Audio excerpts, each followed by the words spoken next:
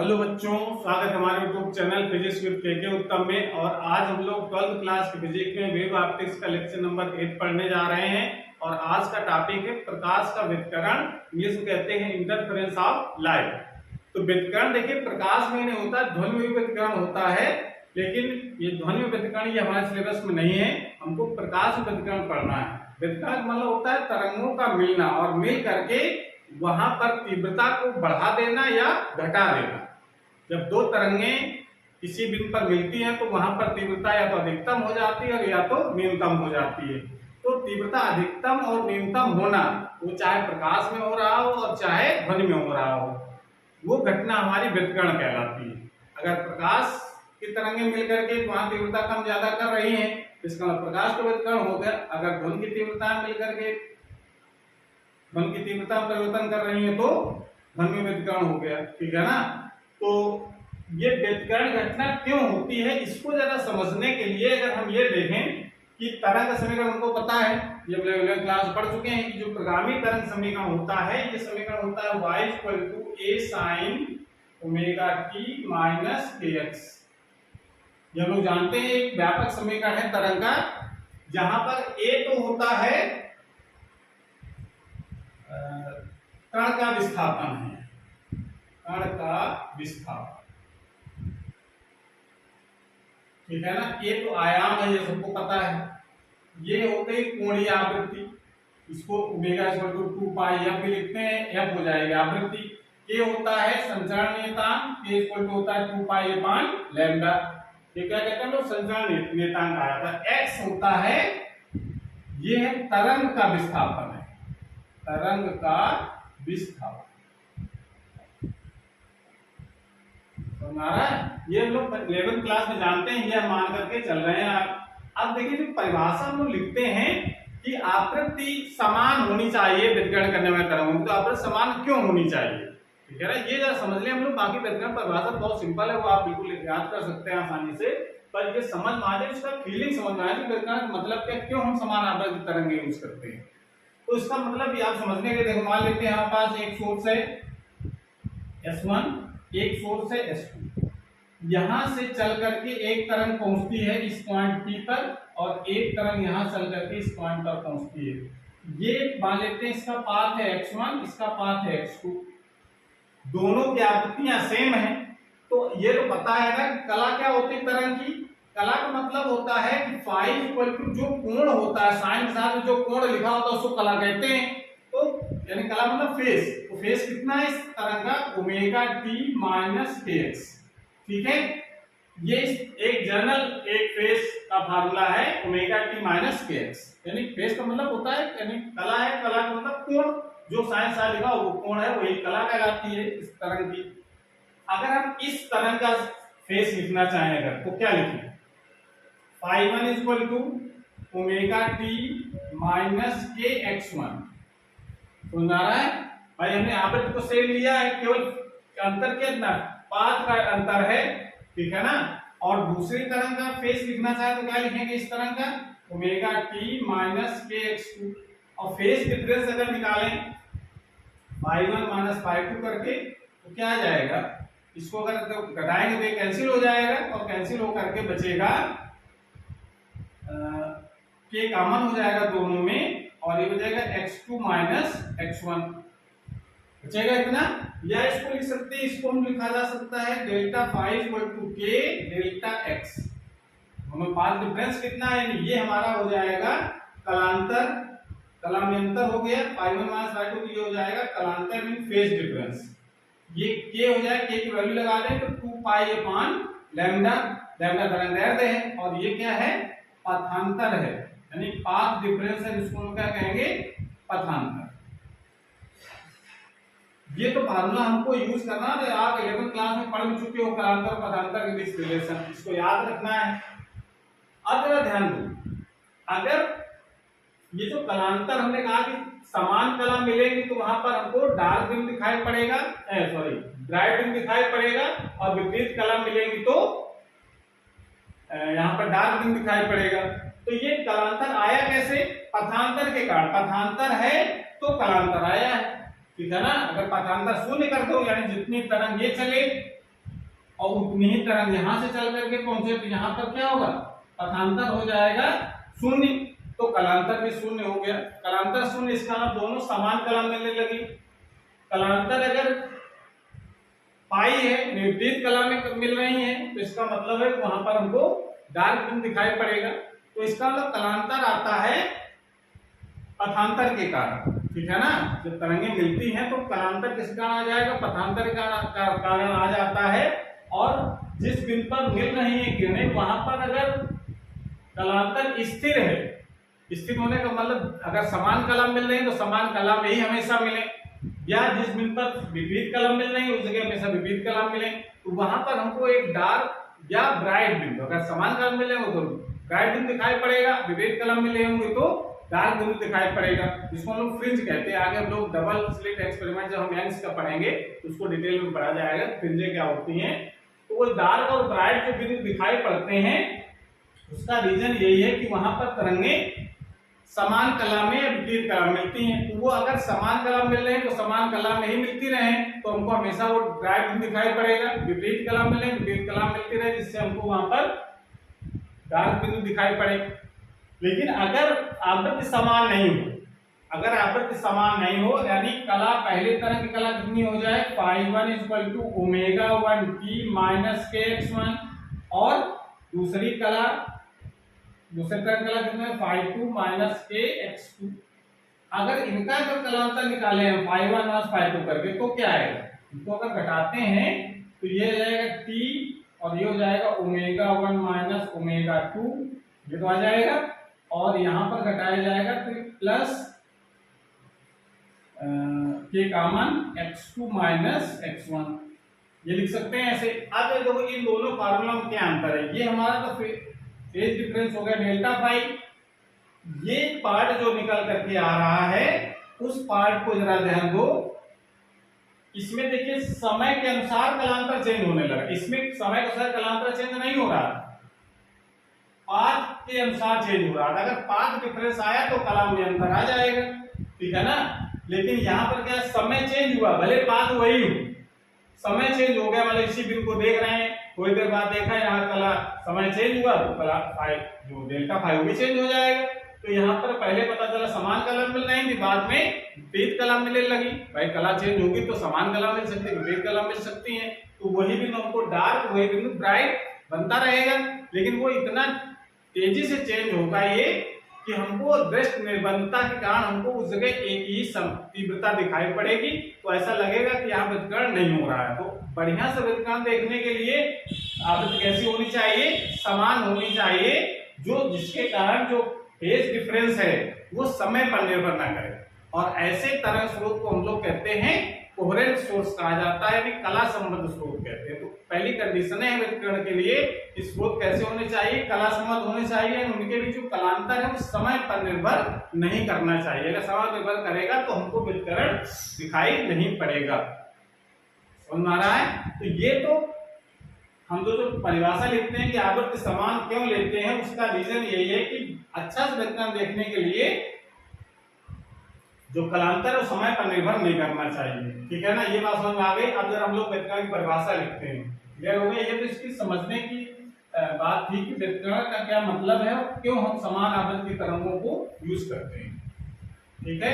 बाकी रही बात कोहेरेंट सोर्स की यानी कला संबद्ध स्रोत, इसकी हम लोग चर्चा बाद में करेंगे, कला संबद्ध स्रोत क्या होते हैं, ठीक है। उसकी परिभाषा पूछी जाती है कि कला संबद्ध स्रोत किसे कहा जाता है। तो आप व्यतिकरण की परिभाषा क्या लिख सकते हैं कि जब किसी माध्यम में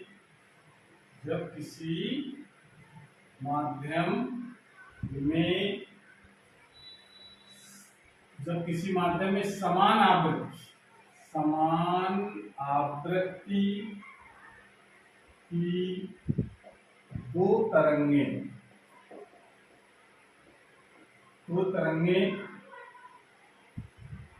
एक साथ एक ही दिशा में चलती हैं तो उनके अध्यारोपण। अध्यारोपण मतलब जब मिलती हैं दोनों तरंगें, तो बस हम लोग पढ़ चुके हैं इसके पहले वाले वीडियो में। तो उनके अध्यारोपण से माध्यम के कुछ बिंदुओं पर तीव्रता, परिणामी तीव्रता कह सकते हैं, दोनों अलग अलग तीव्रताएं होंगी तो परिणामी तीव्रता कितनी होगी, तो कुछ बिंदुओं पर परिणामी तीव्रता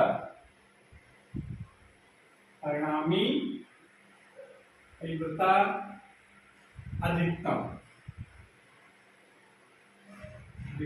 तथा कुछ बिंदुओं पर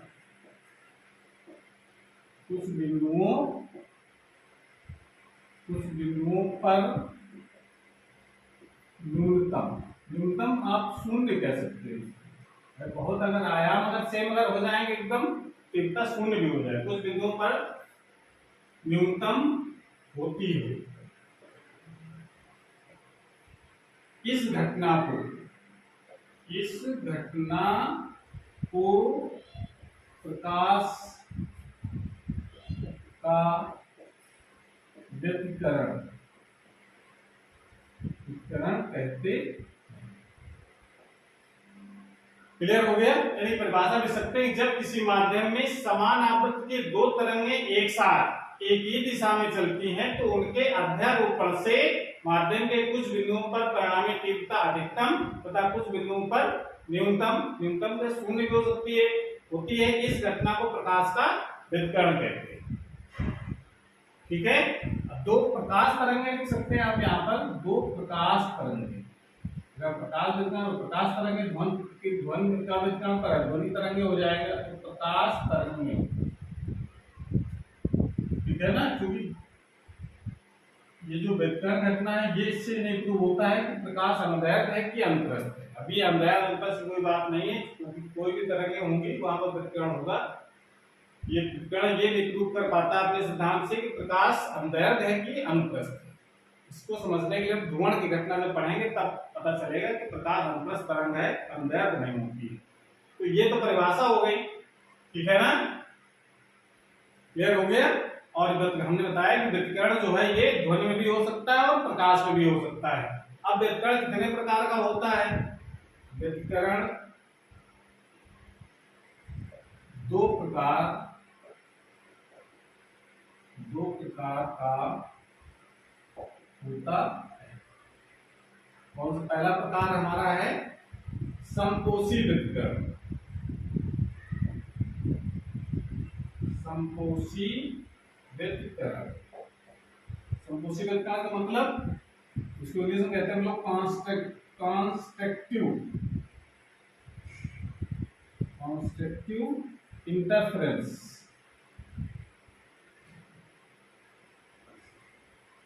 कॉन्स्ट्रक्टिव इंटरफेरेंस, और दूसरा होता है विनाशी व्यतिकरण। विनाशी व्यतिकरण मतलब डिस्ट्रक्टिव।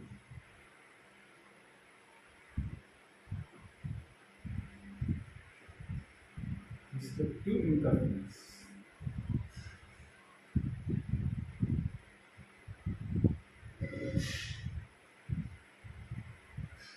तो ये दो प्रकार हो गए, ठीक है ना। अब समकोषी व्यतिकरण मतलब क्या है कि जहां पर तीव्रता अधिकतम होती है, जब तरंगे मिलेगी तो वहां का तीव्रता अधिकतम है, तो उस जगह जो व्यतिकरण होगा उसको हम लोग कहेंगे समकोषी व्यतिकरण। और जहां पर तीव्रता का विनाश हो जाएगा, तीव्रता न्यूनतम हो जाएगी, उस जगह कहलाएगा विनाशी व्यतिकरण। तो आप लिख सकते हैं इसमें कि जिन बिंदुओं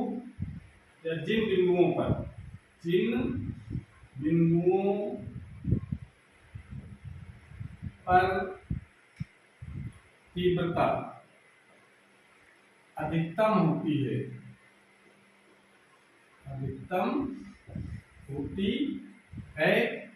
उन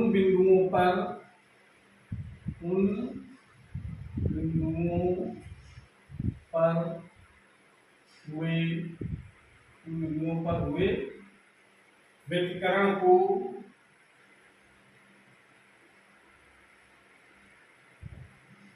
संपोषी व्यतिकरण,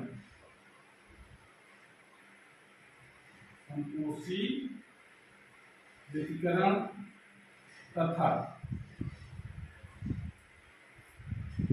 जिन बिंदुओं पर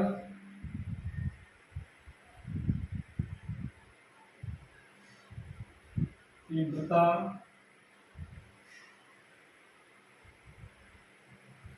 जिन बिंदुओं पर तीव्रता न्यूनतम होती है उन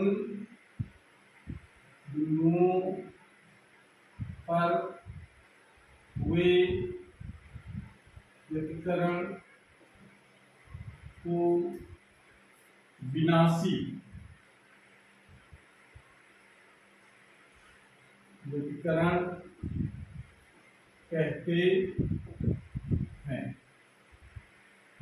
ये आपको थ्योरी इतनी लिखनी है व्यतिकरण के बारे में, इसको नोट कर लीजिए। उसके बाद इसका एक फार्मूला है, बहुत इंपॉर्टेंट है, उसको डेरिवेशन करना है कि जो परिणामी तीव्रता होगी वो कितनी होगी, ठीक है ना, और उसका कालांतर साथ क्या रिलेशन है, तो नोट कर लीजिए पहले।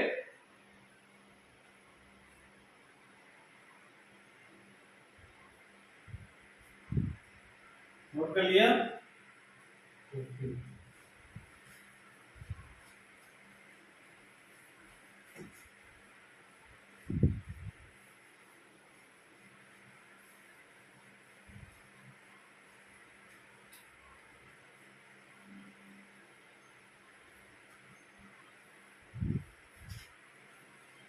अब कहने लगाइए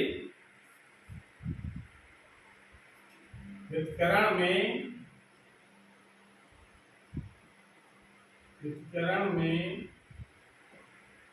परिणामी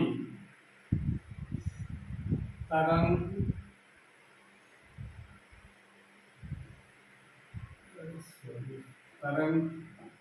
व्यतिकरण में परिणामी तरंग की तीव्रता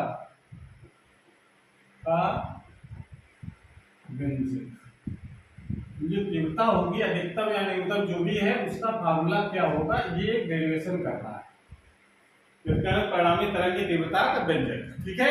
तो इसके लिए मान लेते हैं कि व्यतिकरण जो कर रही हैं उनकी जो आवृत्तियां हैं वो तो समान है, ठीक है ना, और आयाम मान लेते हैं A1 और A2 है। तो हम लोग उसकी भाषा लिख दें कि माना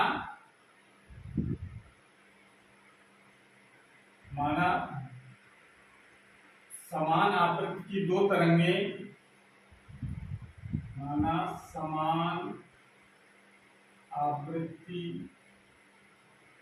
की दो प्रगामी तरंगें आ सकते हैं, प्रगामी तरंगें प्रोग्रेसिव वेव, माना समान आवृत्ति की दो तरंगें जिनके आयाम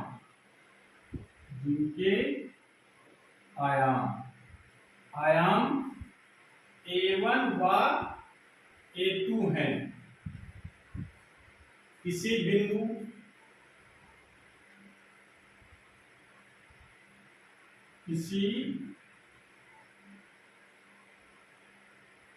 बिंदु पर मिलती है। ये मान लिया, माना समान आवृत्ति की दो तरंगें जिनके आयाम A2 है किसी बिंदु पर मिलती हैं, जिनके समीकरण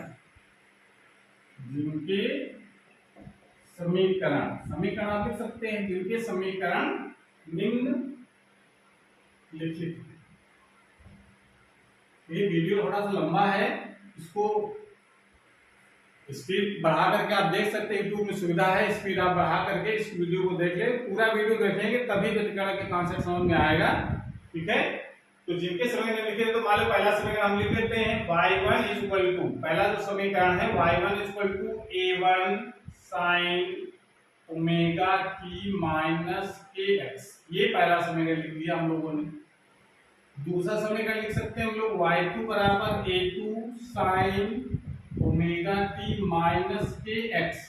अब ये मान लेते हैं दोनों के बीच जो कलांतर है वो पाई। अब देखो ये समीकरण आप दूसरा डाल लीजिए, समझ में आ रहा है भाई? दोनों तरंगे आयाम दोनों के अलग अलग, आवृत्तियां सेम, तरंगदैर्घ्य सेम, ठीक है ना? और दोनों तरंगों की जो कलांतर वो फाई, भाई ये ओमेगा टी माइनस के एस यहाँ पर, ओमेगा टी माइनस के एस यहाँ, अगर घटाओगे तो केवल फाई बचेगा। तो दोनों की जो कलांतर है वो फाई है, ये मान करके चल रहे हैं, ठीक है? तो ये तो तरंग का समीकरण हो गया, ठीक है? बाकी तो पता है जहां ओमेगा इक्वल टू होता है 2 पाई एफ, ठीक है ना? एफ क्या है? आवृत्ति। अगर हम ओमेगा बोलते हैं तो क्या बताएंगे हम लोग? कोणीय आवृत्ति। ओमेगा कोणीय आवृत्ति है, नाम आपको पता होनी चाहिए। और के क्या है? 2 पाई अपान लैम्डा, यहां पर लैम्डा क्या है? तरंगदैर्घ्य, ठीक है ना? और फाई है दोनों तरंगों के बीच कलांतर, दोनों तरंगों के बीच कलांतर है। ये बात क्लियर हो गई। अब जरा दोनों तरंगें जब एक साथ पहुंचेंगे, जैसे मान लेते हैं एक स्रोत से तरंग यहां पहुंची, ऐसे एक स्रोत ये है S1, यहां से तरंग यहां पहुंची इस जगह, और एक स्रोत है S2, यहां से चलकर के एक तरंग पहुंची यहां पर, एक बिंदु P लिया हमने। अब जब दोनों तरंगे जब पहुंचेंगी तो इस कण का जो माध्यम में जो कण है, भाई तरंगे चल रही तो माध्यम कण कंपन करते हैं, और माध्यम कण कंपन करेंगे जब दोनों तरंग एक साथ पहुंचेंगे तो यहाँ का विस्थापन कितना होगा? एक तरंग का विस्थापन है y1, दूसरे का है y2। जब एक साथ दोनों पहुंचेंगी तो अध्यारोपण का समीकरण लगाना पड़ेगा हमको, तभी परिणामी विस्थापन आएगा। तो आप लिख सकते हैं अध्यारोपण के सिद्धांत से कण का परिणामी विस्थापन y1 जो y2 लिखे क्या है? तो कण का विस्थापन है, जो कण कंपन कर रहे हैं, कण का परिणाम कितना हो जाएगा? ये दोनों वेक्टर सम के बराबर होता है। तो ये हम लोग अध्यारोपण सिद्धांत पढ़ चुके हैं। y y1 प्लस y2, दो तरंगे हैं तो y1 प्लस y2। जरा y1 y2 वैल्यू लगाओ इसमें, तो y हो जाएगा a1 sin omega t minus kx और plus a2 sin omega t minus kx और प्लस फाई। अब आपको कोई मैथ लगानी है, ठीक है? तो नोट कर लो पहले, यहां तक नोट कर लिया। उसके बाद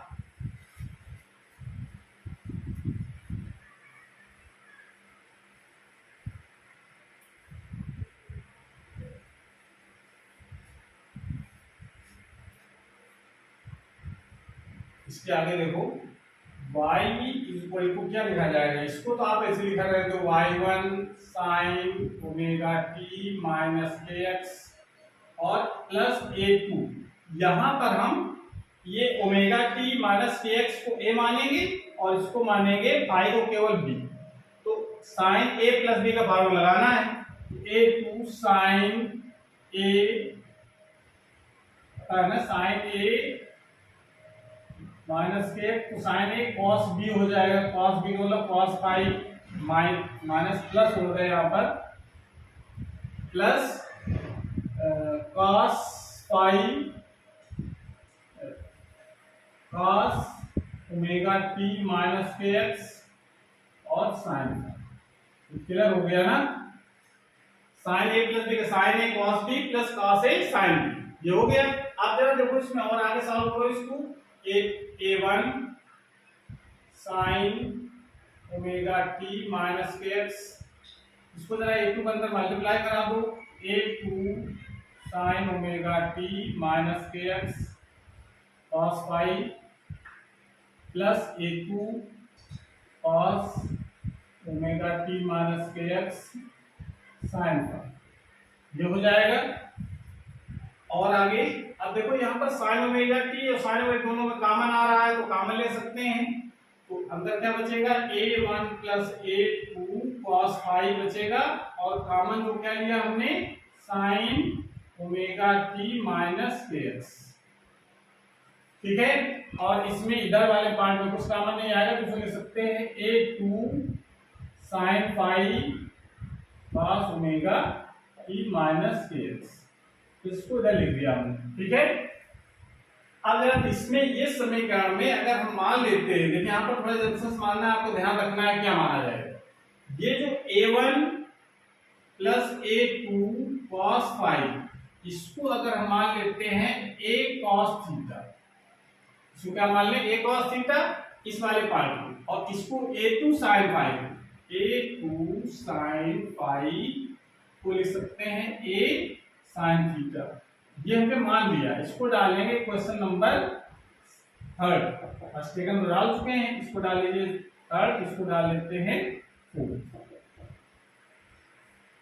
ठीक है, तब ये अगर मान लिया हमने तो y का मान कितना हो जाएगा, ये जरा ये वैल्यू जो माना हमने यहाँ लगाओ ऊपर वाले समीकरण में, यहाँ पर तो क्या आ जाएगा y a cos y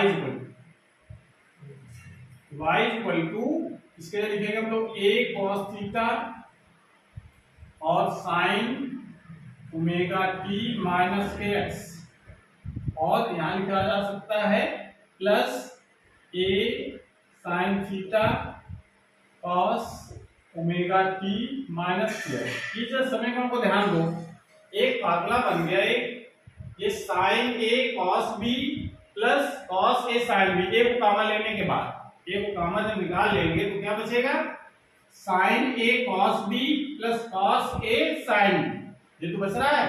इसको लिख सकते हैं साइन ओमेगा t माइनस के एक्स प्लस थीटा। ये जो समीकरण निकल करके आया है, ये एक दोनों तरंगों का परिणामी तरंग समीकरण निकल आएगा। जब तरंगे मिलेंगी तो, जब दो तरंगे चल रही हैं, दो तरंगे जब मिलेंगे तो परिणामी तरंग का समीकरण आ गया। देखो सेम वैसे ही लग रहा है, ये आयाम, ये ओमेगा टी माइनस के एक्स प्लस थीटा, ये उसकी परिणामी तरंग की कला है। ठीक है ना, और ये थीटा क्या उसकी प्रारंभिक कला है। तो हमारा टोटल कला कितनी, ओमेगा टी माइनस के एक्स प्लस थीटा, ये पूरी कला, पूर्ण का मतलब कला, और उसमें से ये थीटा जो ऐड किया गया, इसको आप कह सकते हैं ये कण की तरंग की प्रारंभिक कला कह सकते हैं इसको। ठीक है ना, प्रारंभिक कला कोण है, तो आप इसको लिखा जा सकता है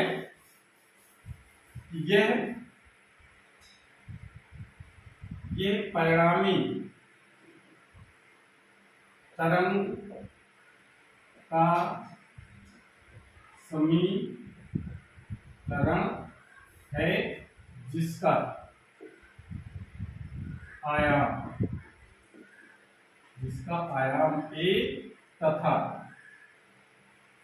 फाई प्रारंभिक कला कोण। ठीक है, वहां तक हो गया। अब जो ये हमें तरंग की तीव्रता हमको देखनी कितनी है, तो तरंग की तीव्रता आयाम पर निर्भर करती है। जो परिणामी जो तरंग है उसका जो आयाम होगा उसी राशि वहां तरंग की तीव्रता होगी। ठीक है ना, तो तरंग की तीव्रता ज्ञात करने के लिए हमको तरंग का आयाम पता होना चाहिए कि परिणामी तरंग आयाम कितना है। तो परिणामी तरंग आयाम क्या है, a है, और a का मान हम निकालेंगे समीकरण नंबर 3 और 4 से। ठीक है ना, तो इसको लिख सकते हैं आप, कैसे निकलेगा, ये दोनों समीकरणों को वर्ग करके जोड़ दो। समीकरण 3 व 4 को वर्ग करके जोड़ने पर, ठीक है, इसको नोट कर लो। तो जरा जोड़ो इसको पहले, तो कितना हो जाएगा, a square cos square theta plus a square sine square theta. ये पार्ट हमने लिख दिया, इधर वाले को ऐड करो जरा, a1 plus a2 cos 5, a1 plus a2 cos 5 whole square plus a2 sin 5, a2 sin 5 का होल स्क्वायर ऐड कर दूंगा। ऐड कर दिया हमने वर्ग करके, नोट कर लो इसको, वीडियो को पॉज करके नोट कर लें।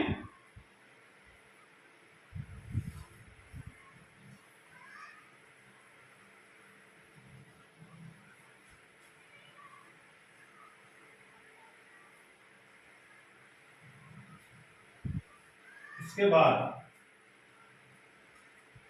यहाँ पर तो a स्क्वायर कॉमन हो जाएगा तो sine square theta plus cos square theta 1 हो गया, तो यहाँ बचेगा a स्क्वायर, केवल a स्क्वायर इक्वल टू यहाँ पर तो इसका होल स्क्वायर बोलो a1 square plus a2 square cos square phi plus अब यहाँ पर 2 a1 a2 cos phi, a1 a2 cos phi हो जाएगा a प्लस b का होल स्क्वायर से प्लस यहाँ पर हो जाएगा a2 square sine square phi, ये हो जाएगा a स्क्वायर इक्वल टू, इसको लिख सकते हैं हम लोग, देखिए यहाँ पर a2 square cos square phi ये है, a2 square sine square phi है, तो a2 स्क्वायर कॉमन लेंगे दोनों में तो sine square phi plus cos square 1 हो जाएगा, तो यहाँ क्या बचेगा, ये तो a1 स्क्वायर बचा और यहाँ पर बचेगा a2 स्क्वायर और plus 2a1 a2 cos phi,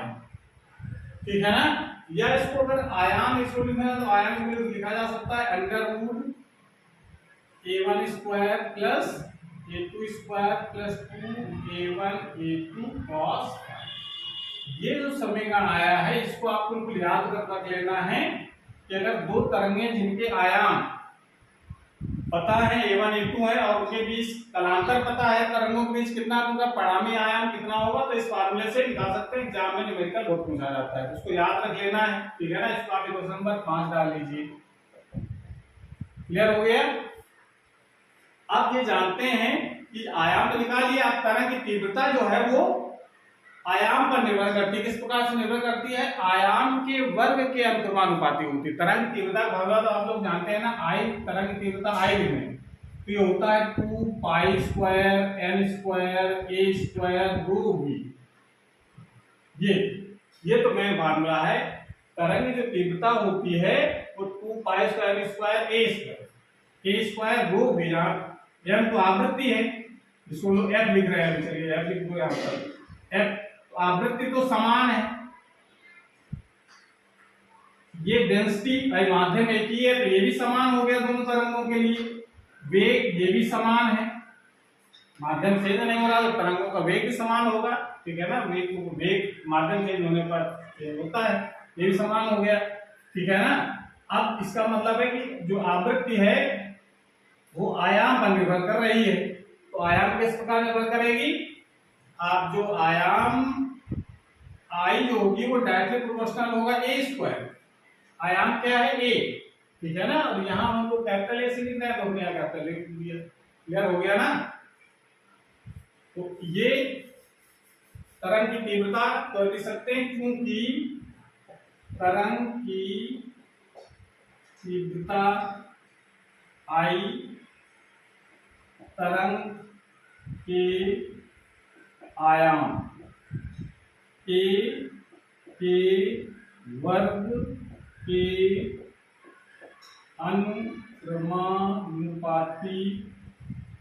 अनुक्रमानुपाती होती है,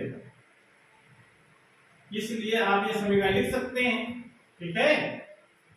या इसको लिखा जा सकता है I इक्वल टू के ए स्क्वायर, ओके वो वाला 2 पाई पर लैम्डा वाला नहीं, ये अलग से कांस्टेंट समानुपाती नियतांक है, ठीक है ना।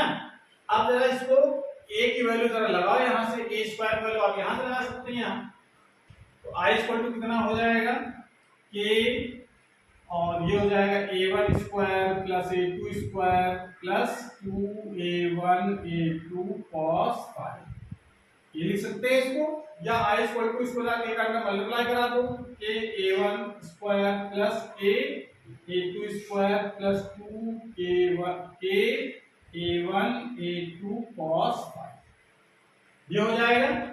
अब इसमें अगर फिर इसमें ध्यान दो थोड़ा सा, ये जो आई ये तो परिणामी तरंग की तीव्रता हो गई, ये जो k a1 ये a क्या है, पहले तरंग का आयाम है और वो आयाम का वर्ग k के साथ मल्टीप्लाई, इसका मतलब पहली तरंग की तीव्रता हो गई, तो इसका मतलब पहली तरंग की तीव्रता क्या लिख सकते हैं हम लोग I1, ये दूसरी तरंग की तीव्रता हो गई I2, इसको हम लोग देखो थोड़ा सा तोड़ करके लिखा जा सकता है, 2 तो बाहर रहने दो, under root k a1 square लिख सकते हैं इस वाले पार्ट को, into under root k a2 square, ऐसा लिख सकते हैं इस चीज को, बाकी cos फाई तो रहेगा ही। तो इस चीज को हम लोग थोड़ा सा और अगर सिंप्लीफाई करना चाहें तो I1 plus I2 plus 2 under root, ये तो I1 हो जाएगा, तो I1 इंटू I2 एक साथ लिख सकते हैं अंडर रूट के अंदर, और cos फाई। ये समीकरण जो आया है वो तरंग की तीव्रता का समीकरण आया है, जो तरंग की तीव्रताओं पर परिणामी तरंग की तीव्रता किस प्रकार निर्भर करती है। इसको आप समीकरण डाल लेंगे 5वां। समझ में आ गया? तो इसका इस सूत्र से पता चल रहा है कि जो तरंग की जो तीव्रता है वो दोनों तरंगों के बीच कालांतर पर निर्भर करती है। अगर कालांतर चेंज हुआ तो तीव्रता भी चेंज हो जाएगी, ठीक है ना। तो अगर अधिकतम तीव्रता अगर है, इसका अधिकतम तीव्रता कब होगी? जब cos फाई का मान अधिकतम होगा। cos फाई का मान अधिकतम +1 होता है, cos फाई का मान अधिकतम +1, न्यूनतम -1, इसी के बीच में इसकी वैल्यू जो वैरी करती है। तो अगर अधिकतम तीव्रता यानी संपोषी वेदना की जब बात करेंगे तो cos फाई कैसा होना चाहिए? +1, तब I सबसे मैक्सिमम होगा, ठीक है। इसको नोट कर लो पहले।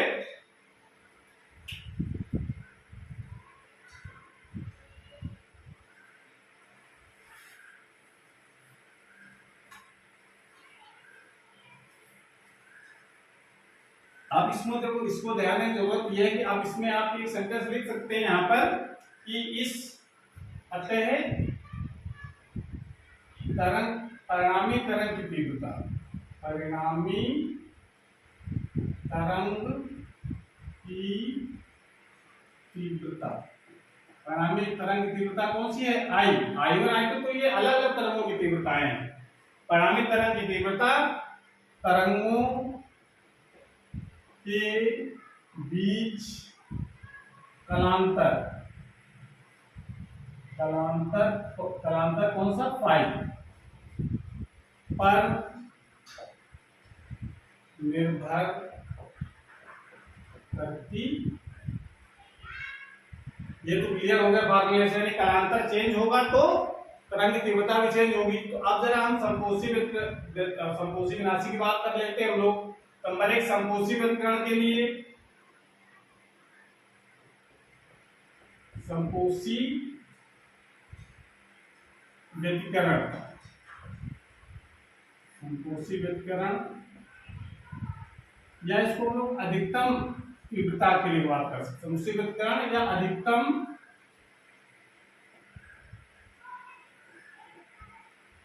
तीव्रता के, संपोषी व्यतिकरण या अधिकतम तीव्रता के लिए, भाई संपोषी व्यतिकरण मतलब होता है जहां पर तीव्रता अधिकतम हो। तो अधिकतम तीव्रता के लिए cos फाई का जो मान है वो सबसे ज्यादा होना चाहिए, तभी तीव्रता सबसे ज्यादा आएगी। भाई ये तो चेंज हो नहीं, तीव्रता तरंग की तीव्रता वो तो कांस्टेंट है, चेंज होगा तो cos फाई अधिकतम कितना हो सकता है? +1, ठीक है ना। तो फाई की वैल्यू कितनी हो जाएगी? फाई की वैल्यू कितनी हो जाएगी? cos +1 किसका मान होता है? 0 का भी होता है। ट्रिग्नोमेट्री पढ़ा होगा तो इसका व्यापक मान जरा निकालो। तो थीटा का मान कितना हो जाएगा? cos थीटा का 1 लिखा हो तो थीटा की वैल्यू कितनी होगी? 0 का मान भी 1 होता है, 2 पाई का मान भी 1 होता है, 4 पाई का मान भी 1, 6 पाई का मान भी 1, एंड सो ऑन। यानी पाई का सम गुणा जितना होगा वो सब +1 के बराबर होगा cos में। तो इसको एक व्यापक सूत्र लिखा जाएगा तो 2m पाई लिख सकते हैं। इस कलांतर का मान कितना होना चाहिए? 2m पाई, जहां m की वैल्यू क्या होगी? 0 हो सकती है, 1 हो सकती है, 2 हो सकती है, 4, 3, 4, 6 कुछ भी, ठीक है ना। तो ये वैल्यू प्राप्त हो जाएगी।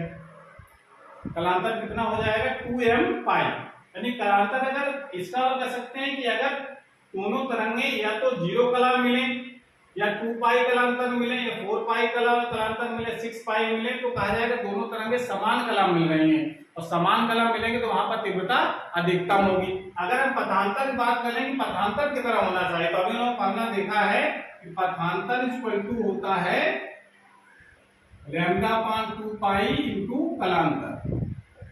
ये हम लोग देखा। तो यहां से अगर वैल्यू लगाना चाहें तो 1/2 λ/2 पाई इंटू कलांतर कितना है? 2m पाई।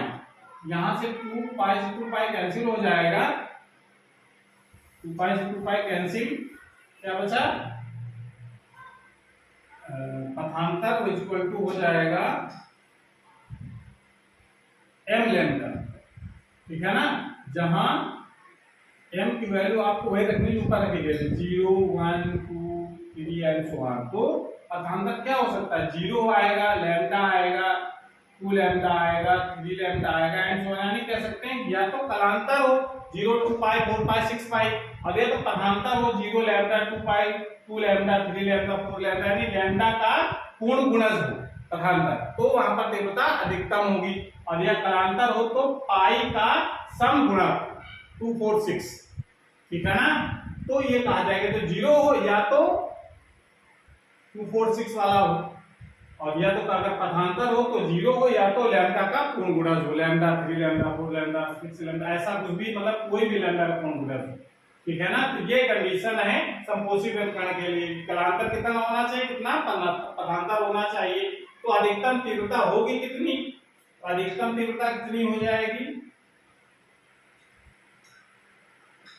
अधिकतम तीव्रता I यानी I मैक्सिमम कितनी होगी, ये आप समीकरण 5 में लिख सकते हैं। I की वैल्यू आप +1 लगा दो तो क्या हो जाएगा, I1 plus I2 plus 2 under root I1 into I2 plus I1 हो गया। तो क्या लिख सकते हैं हम लोग, इसको लिखा जा सकता है I maximum is equal to I1 under root I1 plus under root I2 का होल स्क्वायर, ये लिख सकते हैं, ये मैक्सिमम तीव्रता आएगी। समझ में आ रहा है, ये लिख सकते हैं, इसको नोट कर लो।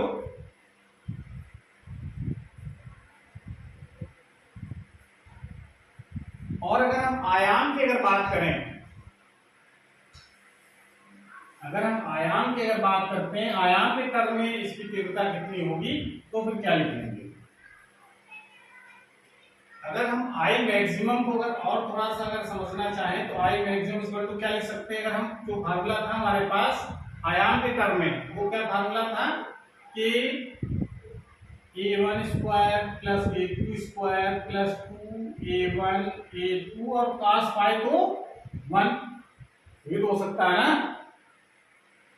तो k इक्वल टू ये लिख सकते हैं a1 प्लस a2 का होल स्क्वायर, ये आई मैक्सिमम हो सकता है। तो ये दोनों फार्मूले आपको याद रखने हैं, ये आयाम के टर्म में है और ये आवृत्त तीव्रता के टर्म में है, ठीक है ना। तो दोनों मैक्सिमम तीव्रता इस तरीके से आप नोट कर, इसको नोट कर लीजिए।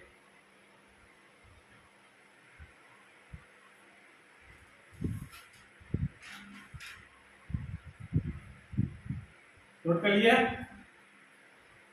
उसके बाद अब बात करेंगे हम लोग विनाशी व्यतिकरण की। दूसरी कंडीशन क्या होगी विनाशी व्यतिकरण की, नंबर 2 विनाशी व्यतिकरण।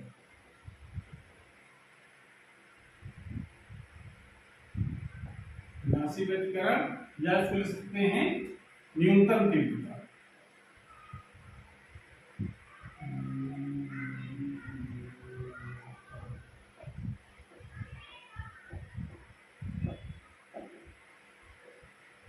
न्यूनतम तीव्रता के लिए विनाशी व्यतिकरण या न्यूनतम तीव्रता की बात करें, न्यूनतम तीव्रता के लिए cos फाई का मान क्या होना चाहिए, समीकरण तीव्रता जो भाग लिखा गया था उसमें cos फाई का मान सबसे न्यूनतम होना चाहिए। न्यूनतम कितना होता है -1। तो फाई की वैल्यू आज कितने निकले, पाई 3 पाई 5 पाई एंड सो ऑन, यानी पाई का विषम गुणक, या इसको अगर व्यापक टर्म में लिखना चाहे तो लिखा जा सकता है 2m-1 पाई, जहां m इक्वल टू है 1 2 3 ये इसमें जीरो शामिल नहीं करेंगे हम लोग, 1 2 3 4 1 रखेंगे तो पाई, ठीक है ना, 2 रखोगे तो 3 पाई, 3 रखोगे तो 5 पाई आ जाएगा। तो इसको इस तरीके लिख सकते हैं। या अगर पथांतर के टर्म लिखना चाहें अगर, तो ये जो कलांतर जो लिखा हमने, ये कलांतर कहलाता है विपरीत कला मिलना, यानी पाई 3 पाई है, दो तरंगे पाई कला मिल रही है, 3 पाई मिलने भाई तो कहा जाता है तरंगे विपरीत कला मिलती हैं, ठीक है ना। और अगर पथांतर के टर्म में अगर लिखना चाहें तो क्या लिखेंगे कि फार्मूला हम लोग देखा λ/2 पाई इनटू कलांतर होता है, ठीक है। यहां से वैल्यू लगाओ अगर λ/2 पाई और यहाँ लिख सकते हैं 2m-1 × तो इसको पाई से पाई तो कैंसिल हो जाएगा, पथांतर इक्वल टू आ जाएगा 2m-1 λ/2, जहां m की वैल्यू तो यही है, ऊपर जो लिखी है 1 2 3, कोई चेंज नहीं होगी, m वही चल रहा है जो ऊपर लिया गया है। ठीक है, तो यहां से अगर हम m की वैल्यू लगा दें तो यहाँ पर कितना आएगा, λ/2 आएगा। मैं यहाँ पर 1 रखा हमने, 2 - 1 1 λ/2, 3 λ/2, 5 λ/2, ये आता रहेगा अगर 1 2 3 को लगाते हैं। तो यानी कह सकते हैं अगर पथांतर λ/2 का विषम गुणक है तो विपरीत कलन तरंग मिलेंगी, या कलांतर पाई का विषम गुणक है तो तरंगे विपरीत कलन मिलेंगे, तब वहां पर तीव्रता न्यूनतम होगी। तो न्यूनतम तीव्रता होगी कितनी, इसको नोट कर लो पहले, नोट कर लिया।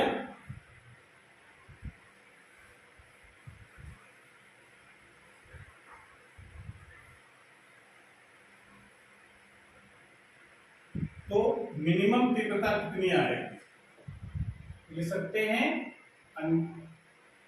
I1 + I2 माइनस हो जाएगा 2 √I1 I2। क्रॉस पाई को -1 लगाओगे तो मिनिमम तीव्रता आएगी, तो -1 यहाँ आ जाएगा, तो इसको लिख सकते हैं √I1 - √I2 का होल स्क्वायर, ये लिख सकते हैं हम लोग। ये इसकी मिनिमम तीव्रता का फार्मूला आ गया। अगर आयाम के टर्म में लिखना चाहें अगर, तो मिनिमम तीव्रता क्या होगी, फिर आप उसमें लगाएंगे आयाम वाले फार्मूले में, तो लिख सकते हैं a1² + a2² + 2a1 a2 cos पाई लगाएंगे, -1 माइनस हो जाएगा यहाँ पर, तो इसको लिखा जा सकता है, और k भी रहेगा, सॉरी यहाँ पर सब जगह k को चाहे बिल्कुल बाहर रखो, ऐसे बात एक ही है। ठीक है, तो इसको लिखा जा सकता है k a1 - a2 का होल स्क्वायर। ये I मिनिमम का फार्मूला आ गया आयाम के टर्म में, इसको भी याद रखना है। ठीक है ना, तो ये इस तरीके से आप मैक्सिमम मिनिमम की तीव्रता का फार्मूला याद कर सकते हैं, आयाम के टर्म में भी और तीव्रताओं के टर्म में भी। ठीक है, तो इस प्रकार से कभी कभी न्यूमेरिकल में आ जाता है अधिकतम न्यूनतम तीव्रता का अनुपात बताओ कितना होगा, तो I जो मैक्सिमम और I मिनिमम, तो जो अनुपात होता है आयाम के टर्म लिखना चाहें तो a1 + a2 का होल स्क्वायर बटे a1 - a2 का होल स्क्वायर, ये फार्मूला भी लिखा जा सकता है। आवर्त के टर्म में लिखना चाहें तो आवर्त के टर्म लिख सकते हैं √I1 + √I2 का होल स्क्वायर बटे √I1 - √I2 का होल स्क्वायर, ये लिखा जा सकता है। इस प्रकार से ये हम अधिकतम और न्यूनतम तीव्रताओं के लिए फार्मूला ज्ञात कर सकते हैं। ठीक है, तो इतना आपको पढ़ना पड़ेगा व्यतिकरण वाले टॉपिक में। इसके बाद हमारी क्लास यहीं पर समाप्त हो जाएगी, और अगला जो टॉपिक हम लोगों का होगा अगले वीडियो में पढ़ेंगे Young's double slit experiment. Young ने एक्सपेरिमेंटली कैसे इसको दिखाया है अपने प्रयोग में, इसको डिटेल में हम लोग अगले वाले वीडियो में पढ़ेंगे। तो आज क्लास हमारी पर समाप्त होती है। अगर ये वीडियो अच्छा लगा हो तो उसको लाइक जरूर करें, अपने दोस्तों को शेयर करें, और चैनल अगर पहली बार देख रहे हैं तो चैनल को सब्सक्राइब जरूर करें, जिससे नए वीडियो अपलोड हों उसकी नोटिफिकेशन आपके पास सबसे पहले पहुंच जाए। पढ़ाई करते रहिए। Thank you.